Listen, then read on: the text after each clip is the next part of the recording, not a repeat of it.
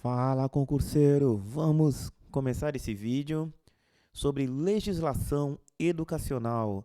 Vamos estudar a Constituição Federal do artigo 205 até o artigo 214. Esse eu costumo falar que é o DNA da educação. Você que está estudando para concursos, você que é professor, tem a obrigação de conhecer estes dispositivos. Então, vamos à leitura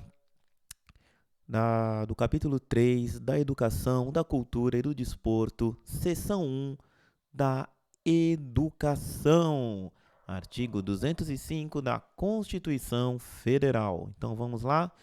Deixa eu pegar uma caneta para fazer as anotações e os comentários sobre essa legislação. Estamos voltando com tudo aos estudos. Então vamos lá, artigo 205.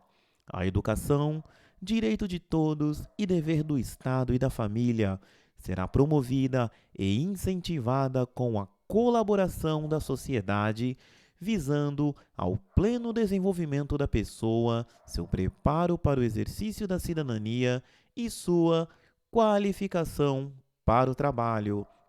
O artigo 205, ele está falando sobretudo sobre educação e fala que a educação ela é um direito e ela é um dever.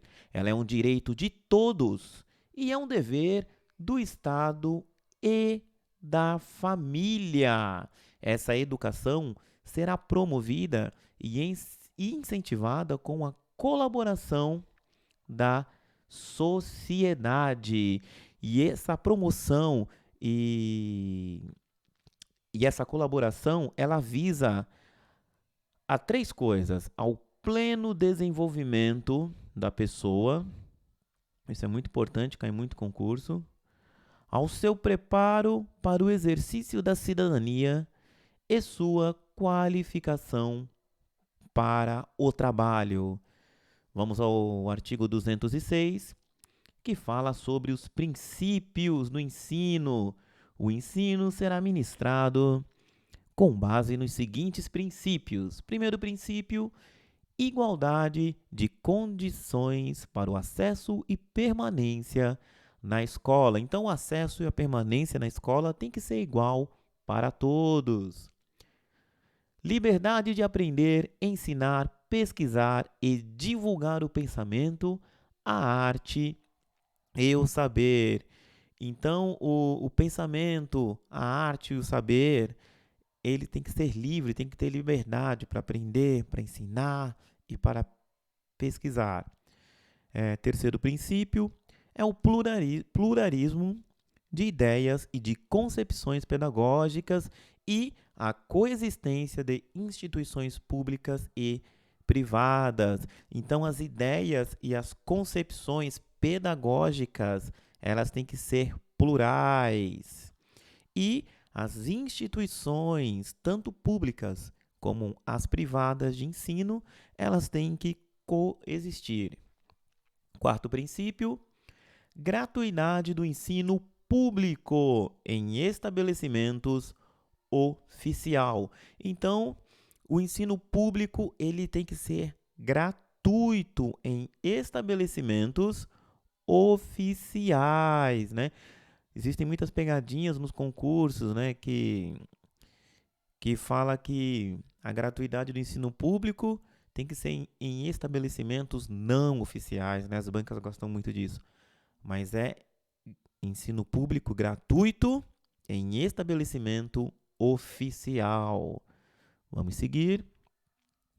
Quinto princípio, valorização dos profissionais da educação escolar, garantidos na forma da lei, planos de carreira com ingresso exclusivamente por concurso público de provas e títulos aos das redes públicas. Então, o quinto princípio fala da valorização dos profissionais da educação escolar e também que é garantido na forma da lei plano de carreira e o ingresso dos profissionais da educação ele é feito exclusivamente por concurso, tá? O ingresso por concurso na rede pública. Sexto princípio, gestão democrática do ensino público na forma da lei. Está muito na moda isso, né? Gestão democrática do ensino público. Sétimo princípio, garantia de padrão de qualidade. O padrão de qualidade tem que ser garantido na educação. Oitavo princípio, piso salarial profissional nacional para os profissionais da educação escolar pública nos termos da lei federal. O oitavo princípio fala da garantia do piso salarial em todo o país, tá? Na escola pública, nos termos de lei federal. Nono princípio, garantia do direito à educação e aprendizagem ao longo da vida. Então, o direito à educação e o direito à aprendizagem é garantido ao longo de toda a vida. Presta muita atenção que esse inciso aqui, ele veio em 2020. Banca gosta de novidade, fica esperto. Parágrafo único. A lei disporá sobre as categorias de trabalhadores considerados profissionais da educação básica e sobre a fixação de prazo para a elaboração ou adequação de seus planos de carreira no âmbito da União, dos Estados, do Distrito Federal e dos municípios. Esse parágrafo único fala que a lei ela vai dispor sobre as categorias dos trabalhadores que são considerados profissionais da educação básica e também vai dispor sobre a fixação de prazo para uma elaboração ou uma adequação do plano de carreira em todas as esferas, na União, nos estados, no Distrito Federal e nos municípios. Vamos lá? Vamos à leitura do artigo 207, que fala sobre as universidades. As universidades gozam de autonomia didático-científica, administrativa e de gestão financeira e patrimonial e obedecerão ao princípio da indissociabilidade entre ensino, pesquisa e extensão. Então, deixa eu ler aqui o resto. É facultado às universidades admitir professores, técnicos e cientistas estrangeiros na forma da lei. Parágrafo 2º. O dispositivo neste artigo aplica-se às instituições de pesquisa científica e tecnológica. Então, o artigo 207 e os seus parágrafos está falando sobre universidades e instituições de pesquisa científica e tecnológica. Primeiramente, essas instituições elas têm autonomia. Que autonomia? Autonomia didático-científica, autonomia administrativa e uma autonomia de gestão, tanto uma gestão financeira quanto patrimonial. E todas essas instituições elas vão obedecer ao princípio da indissociabilidade entre ensino, pesquisa e extensão. Ela quer dizer que o ensino, a pesquisa e a extensão, elas caminham juntas e elas se misturam, uma depende da outra. Também fala, no parágrafo 1º, que universidade e instituição de pesquisa científica e tecnológica, facultativamente, elas podem admitir professores, técnicos e cientistas estrangeiros, claro, na forma da lei. Vamos para o artigo 208, que fala sobre o dever do Estado com a educação será efetivado mediante a garantia. Está falando do dever do Estado, que ele vai efetivar a educação mediante algumas garantias. Então, vamos ver essas garantias. A primeira garantia é a educação básica obrigatória e gratuita dos 4 aos 17 anos de idade, assegurada inclusive a sua oferta gratuita para todos os que a ela não tiverem acesso na idade própria. Então, o inciso 1º está falando que a primeira garantia é que na educação básica ela vai ser obrigatória e gratuita dos 4 aos 17 anos, tá? E também vai assegurar a oferta gratuita, inclusive para todos aqueles que não tiveram acesso à educação na idade própria. Segunda garantia, progressiva progressiva universalização do ensino médio gratuito. Então, o ensino médio gratuito, né, o ensino médio público, ele vai progressivamente ser universalizado. Atendimento educacional especializado aos portadores de deficiência, preferencialmente na rede regular de ensino. Então, o atendimento educacional especializado ele é feito aos portadores de deficiência.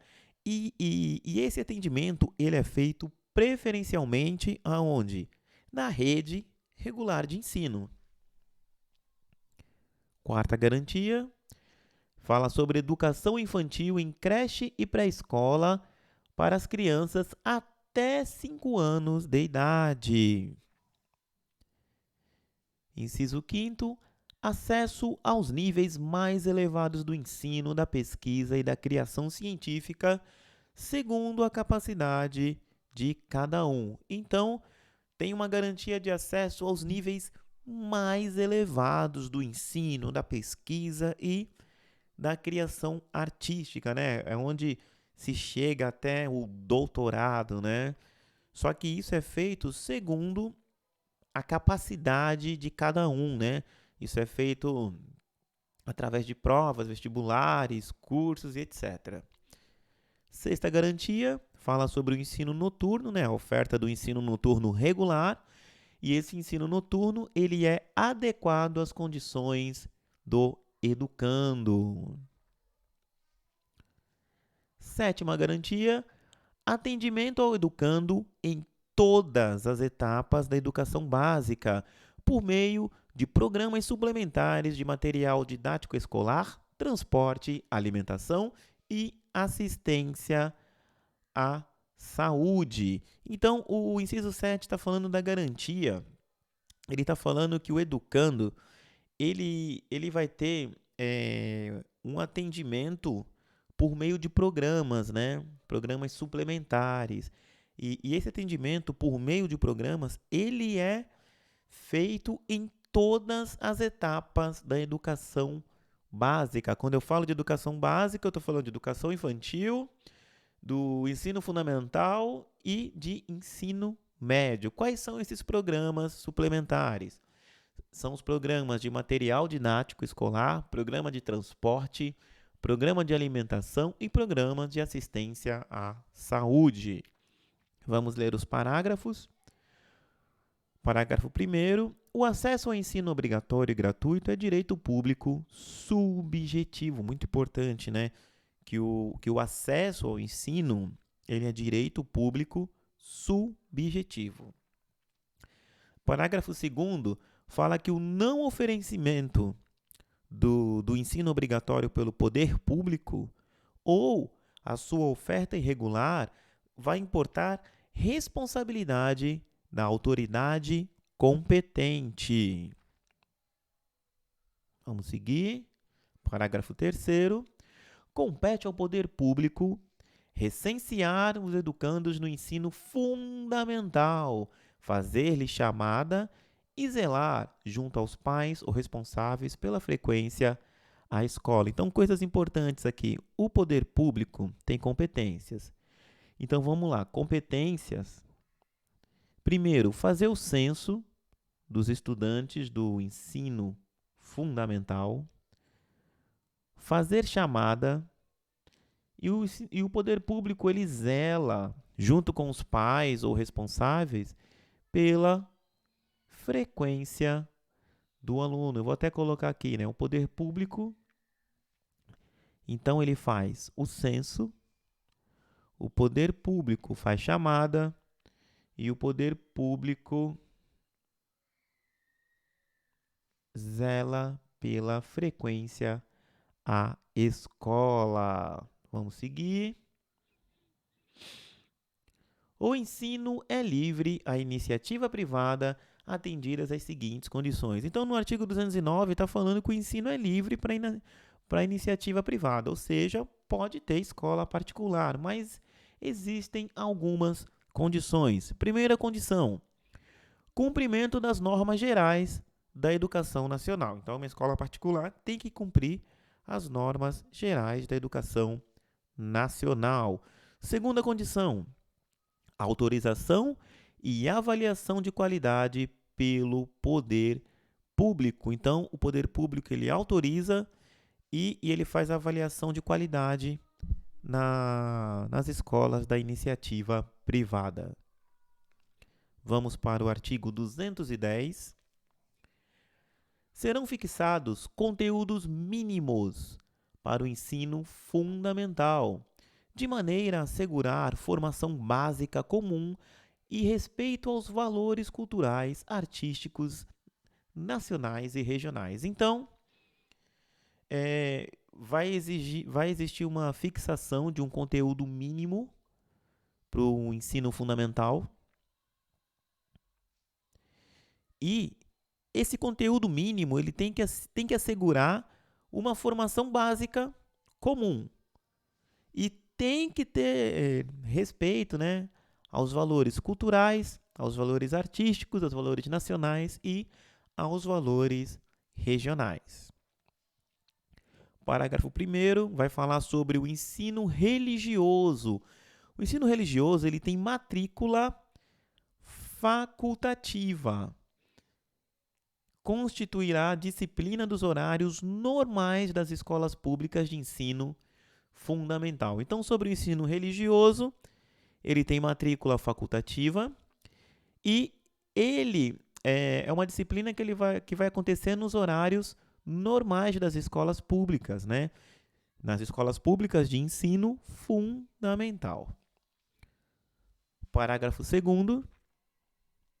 O ensino fundamental regular será ministrado em língua portuguesa, assegurada às comunidades indígenas também a utilização de suas línguas maternas e processos próprios de aprendizagem. Então vamos lá. Quando a gente fala de ensino fundamental, ele vai ser ministrado na língua portuguesa. Só que, quando falarmos, deixa eu até mudar a cor aqui, vou colocar de verde, é índio, né? Quando a gente fala de comunidades indígenas, elas podem usar as suas línguas maternas e também processos próprios de aprendizagem. Vamos para o artigo 211. A União, os Estados, o Distrito Federal e os municípios organizarão em regime de colaboração os sistemas de ensino. Então, o ensino no nosso país, ele é feito de maneira colaborativa entre todas as esferas, a União, os Estados, o Distrito Federal e os municípios. Vamos ver aqui o parágrafo 1º, que fala que a União, vou até colocar aqui algumas cores para facilitar. A União, ela vai organizar o Sistema Federal de Ensino e dos Territórios. Financiará as instituições de ensino públicas federais e exercerá em matéria educacional função redistributiva e supletiva de forma a garantir equalização de oportunidades educacionais e padrão mínimo de qualidade do ensino mediante assistência técnica e financeira aos estados, ao Distrito Federal e aos municípios. Então vamos lá, vamos entender isso aqui. Fala que a União ela vai organizar o Sistema Federal de Ensino e dos Territórios. A União ela financia, ela dá grana para as instituições públicas federais, né? E a União ela vai exercer, quando a gente fala em matéria educacional, uma função redistributiva e supletiva. Por que ela vai fazer isso? Porque ela quer garantir a igualdade de oportunidade educacional. e também garantir o padrão mínimo de qualidade do ensino mediante a quê? A uma assistência. Que assistência? Uma assistência técnica e uma assistência financeira. Para quem? Para os estados, para o Distrito Federal e para os municípios. Ou seja, a União, ela ajuda os estados, o Distrito Federal e os municípios. Vamos para o parágrafo 2º. Os municípios atuarão prioritariamente no ensino fundamental e na educação infantil. Então, os municípios, prioritariamente, né, não obrigatoriamente, eles vão atuar tanto no ensino fundamental como na educação infantil. Já os estados, aqui no parágrafo 3º, e o Distrito Federal, eles já atuam prioritariamente no ensino fundamental e no ensino médio. Gravou aí? Município, ensino fundamental e educação infantil. Estado e Distrito Federal atua no ensino fundamental e ensino médio. Essa é bem fácil. Parágrafo 4º. Na organização de seus sistemas de ensino, a União, os estados, o Distrito Federal e os municípios definirão formas de colaboração de forma a assegurar a universalização, a qualidade e a equidade do ensino obrigatório. Então, vamos lá. Está falando aqui que quando o sistema de ensino ele for organizado, deixa eu só mudar a cor desse realce aqui. Quando o sistema de ensino ele for organizado, a União, todas as esferas, né? Elas vão definir formas de atuarem de forma colaborativa. Para quê? Para assegurar a universalização, a qualidade e a equidade do ensino obrigatório. Ok? Parágrafo 5º fala que a educação básica pública, básica pública, atenderá prioritariamente ao ensino regular. Então, a educação básica pública atende prioritariamente ao ensino regular. Parágrafo 6º. A União, os estados, o Distrito Federal e os municípios exercerão ação redistributiva em relação às suas escolas. Bem tranquilo aqui também. Parágrafo 7º. O padrão mínimo de qualidade, de que trata o parágrafo 1º, né, deste artigo, considerará as condições adequadas de oferta e terá como referência o custo aluno-qualidade, que é o CAQ, pactuados em regime de colaboração na forma disposta de lei complementar, conforme o parágrafo único do artigo 23 desta Constituição. Vamos lá? Vamos chegar aqui ao artigo 212. Esse artigo 212 ele cai muito em concurso, tá? Então vamos lá. Vamos entender esse artigo 212. A União, ela vai aplicar anualmente nunca menos de 18. Beleza? Então vou até mudar a cor aqui. Os estados, o Distrito Federal e os municípios, 25% no mínimo do quê? Aí é que vai. Da receita. Que receita? Receita resultante de impostos, compreendida a receita proveniente de transferências. Para que vai usar essa receita? Ele vai usar essa receita na manutenção e no desenvolvimento do ensino. Deixa eu até colocar de outra cor aqui. Deixa eu pegar um azul para deixar bem explicadinho na manutenção e no desenvolvimento do ensino. Então, pessoal, para a manutenção e para o desenvolvimento do ensino, precisa de grana, certo? De onde que vem essa grana? Ela vem da receita, que é resultante dos impostos. E ainda, essa receita, ela compreende aquela receita que é proveniente de transferências. Agora vamos às porcentagens. A União dessa receita, ela vai aplicar anualmente, ela nunca aplica menos de 18%, é 18% no mínimo dessa receita. Já os estados, o Distrito Federal e os municípios, eles aplicam no mínimo 25% dessa receita de impostos para quê? Para manutenção e desenvolvimento do ensino. Eu acho que ficou bem claro isso aí, né? Parágrafo 1º. A parcela da arrecadação de impostos transferidas pela União aos estados, ao Distrito Federal, aos municípios, ou pelos estados aos municípios, não é considerada para efeito do cálculo previsto nesse artigo, receita do governo que a transferir. Parágrafo 2º.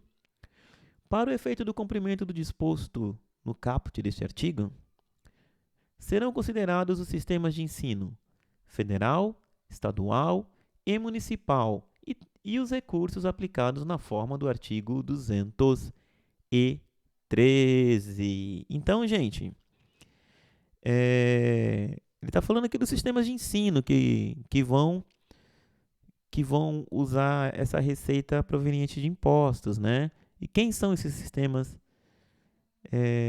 de ensino, né? Quem é considerado? É o sistema de ensino federal, o sistema de ensino estadual e o sistema de ensino municipal. Parágrafo 3º. A distribuição dos recursos públicos. Está falando sobre distribuição de recursos públicos, né? Assegurará prioridade ao atendimento das necessidades do ensino obrigatório, no que se refere à universalização, garantia de padrão de qualidade e equidade nos termos do Plano Nacional de Educação. Então, vamos lá. Essa distribuição dos recursos públicos, ela tem que assegurar prioridade ao atendimento das necessidades do ensino obrigatório, né? Naquilo que se refere à universalização, à garantia do padrão de qualidade e na equidade, né? Tudo isso dentro dos termos do Plano Nacional de Educação. Vamos seguir. Parágrafo 4º.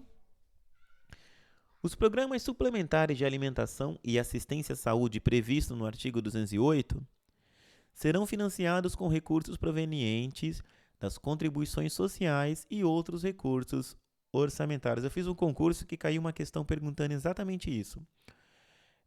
Falando que os programas suplementares, o programa de alimentação e o de assistência à saúde, eles são financiados, né, com recursos que vêm das contribuições sociais e também de outros recursos orçamentários. Muito cuidado com isso. Vamos seguir. Parágrafo 5º.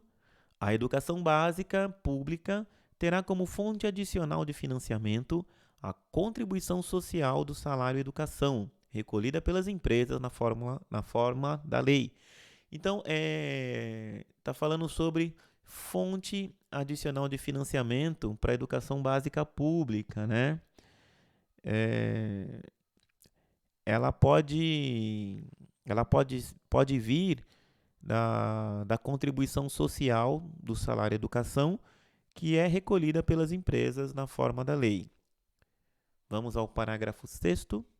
As cotas estaduais e municipais de arrecadação da contribuição social do salário educação serão distribuídas proporcionalmente ao número de alunos matriculados na educação básica nas respectivas redes públicas de ensino. Então, as cotas, né, tanto estadual como municipal, dessa arrecadação da contribuição social do salário educação, elas vão ser distribuídas de maneira proporcional ao número de alunos que estão matriculados na educação básica, tá? Nas respectivas redes públicas de ensino. Vamos seguir. Aqui tem uma vedação, né? Banca adora vedação. O que é vedado? É vedado o uso dos recursos referidos no caput e nos parágrafos 5º e 6º desse artigo para pagamento de aposentadorias e pensões. Então, vamos só uma destrinchada, que isso aqui é de 2020, eu nunca vi cair.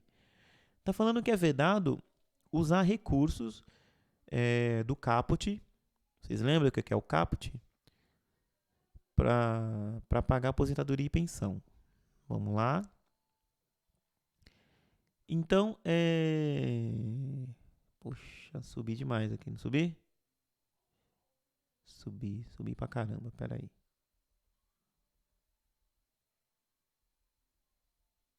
Achei. Tá. Receita resultante de impostos, você não pode usar para quê mesmo? Você não pode usar para pagamento de aposentadoria e pensão. E também você não pode usar a contribuição do social do salário educação. E também não pode usar as cotas do salário de educação para pagar a aposentadoria e pensão.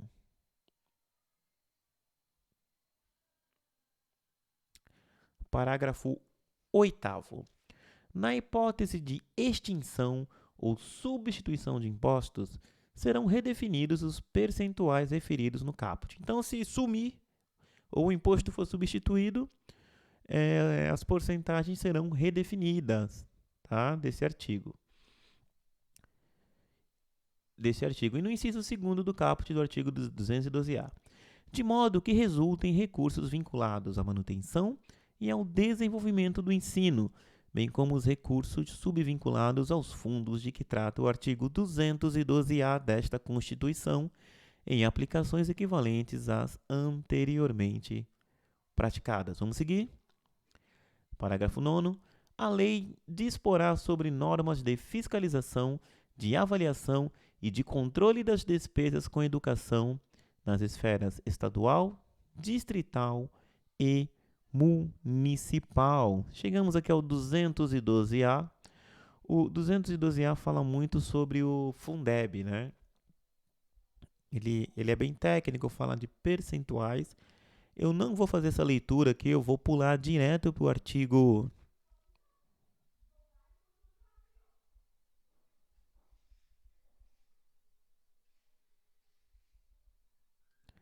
Direto para o artigo 213, mas eu recomendo que você faça uma leitura do artigo 212-A, mas ele é muito difícil de cair numa prova para professor. Eu faço bastante concurso e nunca peguei esse artigo. Vamos lá?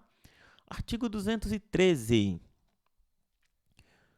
Os recursos públicos serão destinados às escolas públicas, podendo ser dirigidos às escolas comunitárias, confessionais ou filantrópicas definidas em lei, que, primeiro, comprovem finalidade não lucrativa e apliquem seus excedentes financeiros em educação. 2. Assegurem a destinação do seu patrimônio a outra escola comunitária, filantrópica ou confessional, ou ao poder público, no caso de encerramento de suas atividades. Então vamos lá. Está falando que o artigo 213 está falando que os recursos públicos ele é destinado para escola pública. Só que esses recursos eles podem ser usados para as escolas comunitárias, confessionais ou filantrópicas definidos em lei, certo?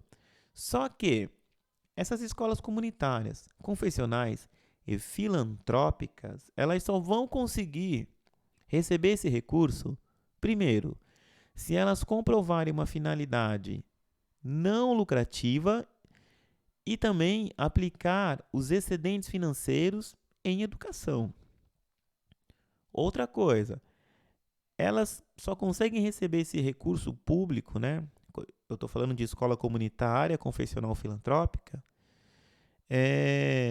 se elas assegurarem a destinação do patrimônio delas para outra escola comunitária, filantrópica ou confessional, ou o próprio poder público, no caso de encerramento das atividades. Então, ficou claro?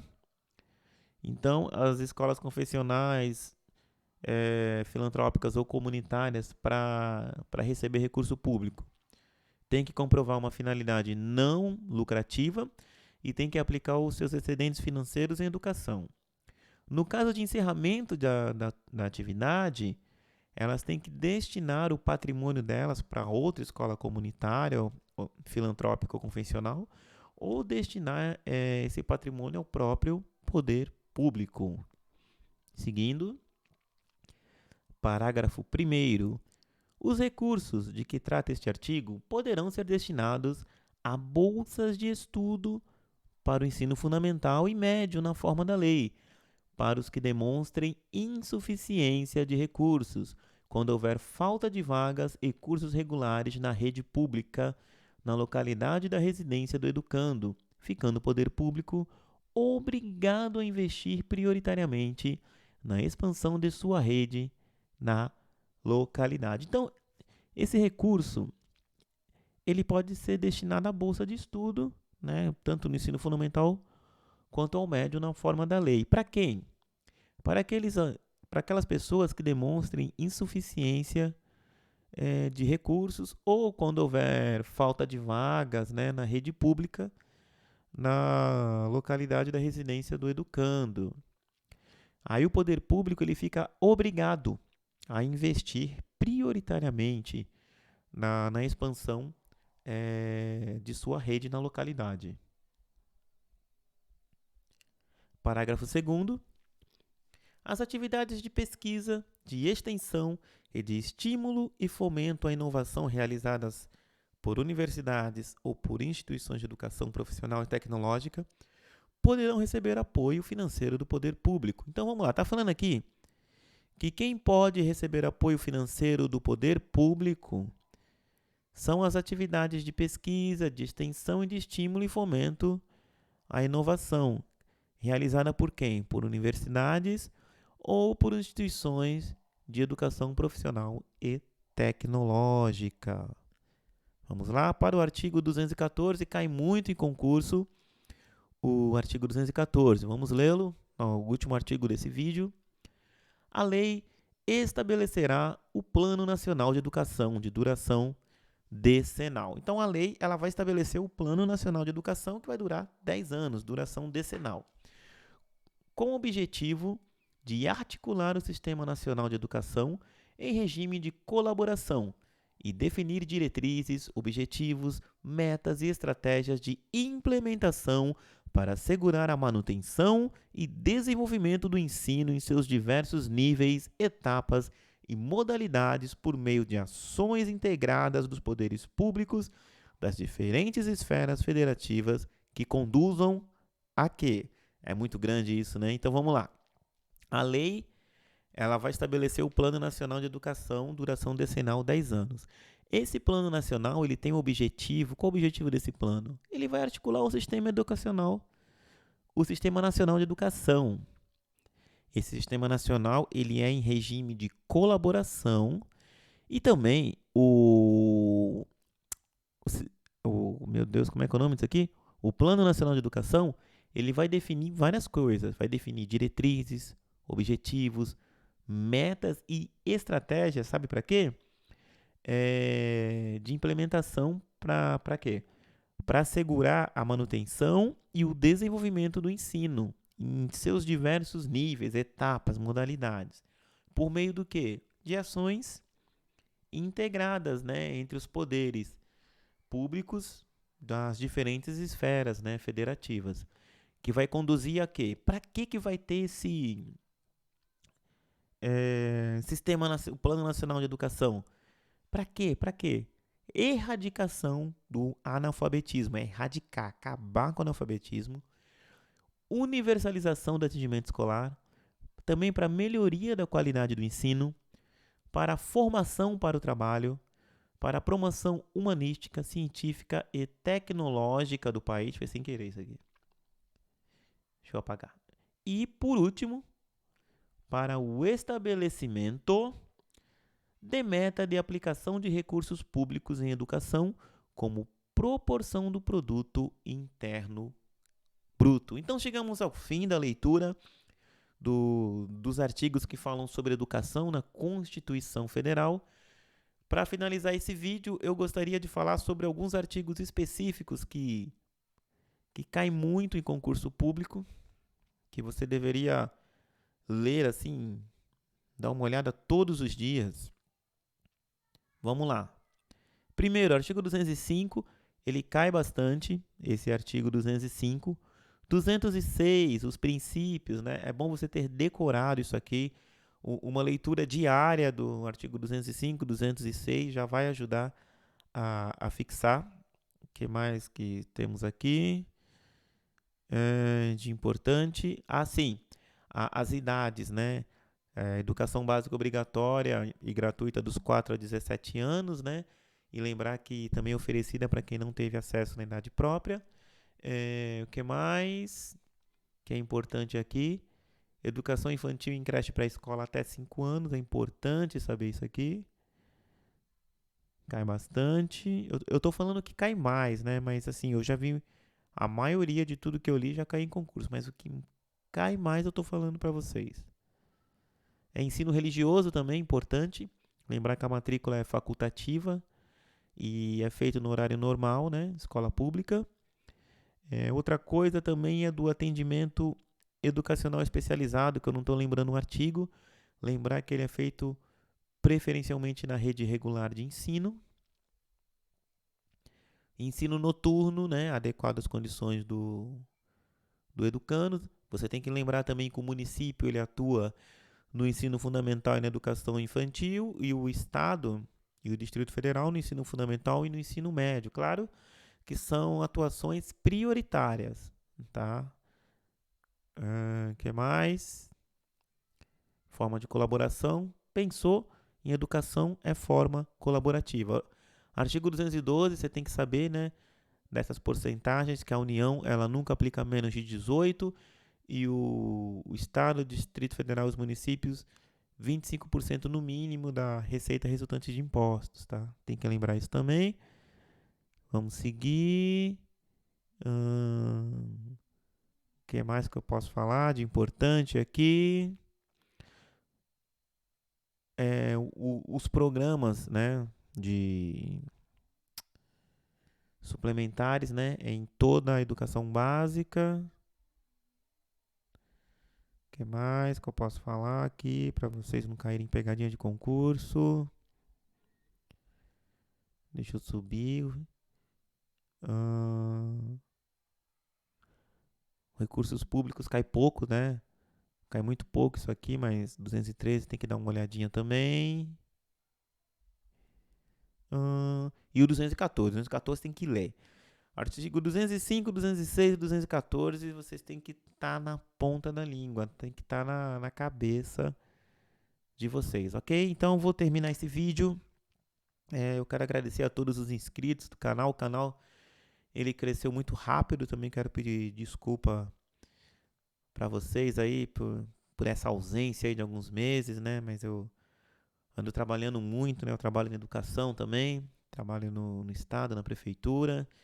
E eu estava me adaptando a essa vida nova. Mas voltei aqui para os estudos para tentar passar em um concurso público aqui e buscar a efetivação. E claro, espero que vocês também consigam.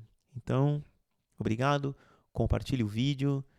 E se você não for inscrito, se inscreva no canal. No final de semana, talvez, nesse final de semana, eu faço uma bateria de questões com todo o conteúdo que eu for colocar durante a semana. Vou tentar colocar conteúdo todo dia. Então, obrigado e até a próxima.